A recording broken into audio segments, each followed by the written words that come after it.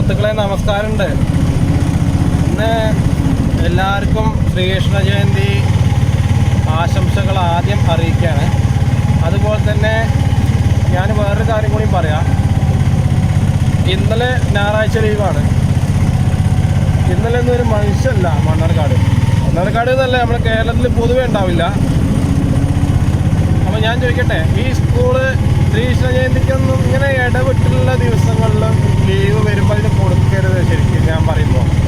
കാരണം മടി കൂടാണ് ഓരോ മനുഷ്യന്മാർക്കും.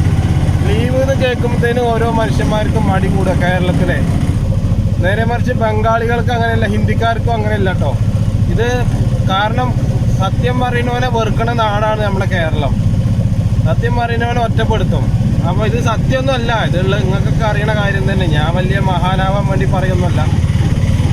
ഞാൻ പറയുമ്പോൾ ഇടയ്ക്കിടയ്ക്കുള്ള ലീവ് ഒരിക്കലും പാടില്ല. വർഷത്തിൽ ശരിക്കും 3 ലീവേ പറ്റുള്ളൂ ഞാൻ പറയുമ്പോൾ. കാരണം നമ്മൾ അത്രയും ബുദ്ധിമുട്ടിലാണ് നടക്കുന്നത് കേരളം.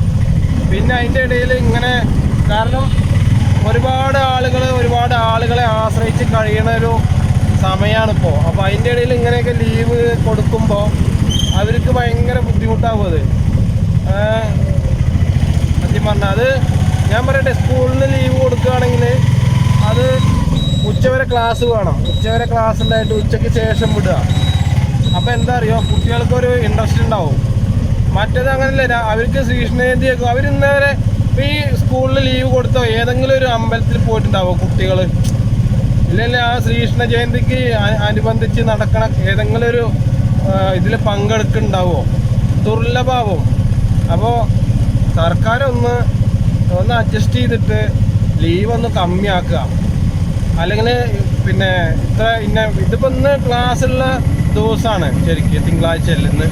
അപ്പോൾ തിങ്കളാഴ്ച എന്തായാലും സ്കൂൾ വേണം. ഇതിപ്പോൾ ഇന്ന് സ്കൂളില്ലാണ്ട് ഞാനാകെ ബുദ്ധിമുട്ടി സത്യം പറഞ്ഞാൽ. കാരണം എനിക്ക് കിട്ടുന്നത് 10 രൂപയാണ്. ആ 10 രൂപ 10 കുട്ടികൾ കയറി കഴിഞ്ഞാൽ 100 രൂപ കിട്ടും. അതേമാതിരി വൈകുന്നേരത്ത് 100 രൂപ കിട്ടും. അപ്പോൾ ഒരു ദിവസം കുട്ടികളെ തന്നെക്ക് ഒരു ദിവസം 200 രൂപ കിട്ടി. അപ്പോൾ ഇതിൻ്റെ വരുമാനം അങ്ങനെയൊക്കെയാണ്.